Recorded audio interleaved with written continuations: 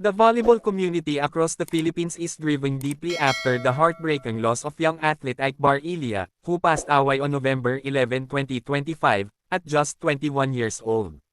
His passing has left teammates, coaches, and fans in shock, remembering a player whose energy and dedication inspired many.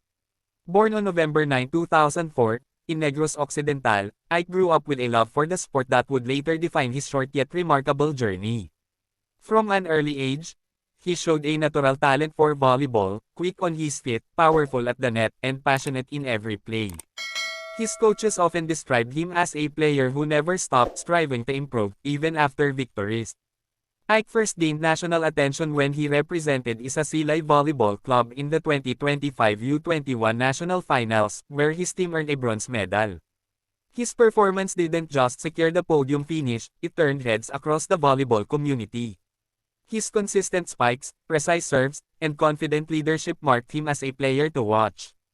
That breakout performance opened new doors for him. Not long after, Ike was included in the initial pool for the Alas Pilipinas Men's national team preparing for the 2025 FIVB Men's World Championship. Training alongside the country's best players was a dream come true for the young athlete from Negros.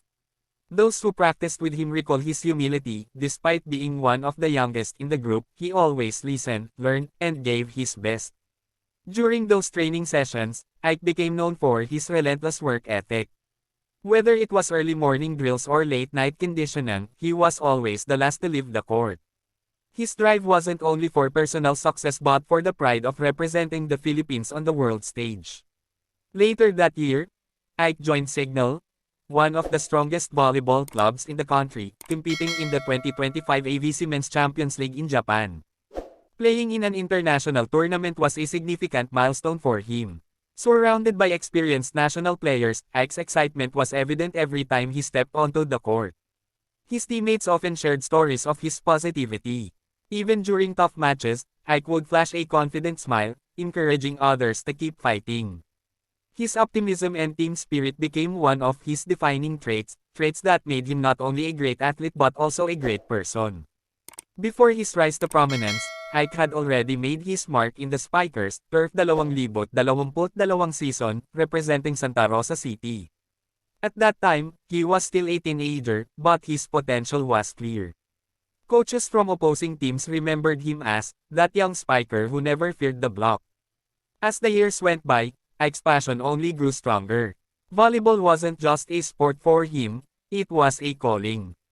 He trained tirelessly, often juggling academics and athletics, determined to make his family and hometown proud.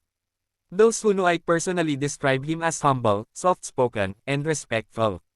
He carried himself with quiet confidence, always greeting others with a smile and never letting success change his character. Friends recall how he would often stay after practice to help younger players with their serves or footwork. To him, volleyball was about growth, teamwork, and giving back. His coaches, both from local clubs and national training programs, saw in him not just a skilled player but a future leader. They spoke of his discipline, his willingness to learn, and his strong sense of responsibility. When news of his passing broke, social media was flooded with messages of sorrow and remembrance. Players, fans, and volleyball organizations expressed their condolences, calling Ike's passing a huge loss for Philippine volleyball. His teammates from Signal shared heartfelt tributes online, remembering him as a brother on and off the court. They described how his laughter would fill the locker room, and how his determination pushed everyone to be better. Volleyball clubs across the country held moments of silence before games, honoring his contribution and spirit. Even players from rival teams took to social media to share memories and express their respect for Ike. In Negros, local communities organized candlelight vigils to celebrate his life. The courts where he once trained became places of remembrance, with flowers, photos, and heartfelt messages left by fans and friends.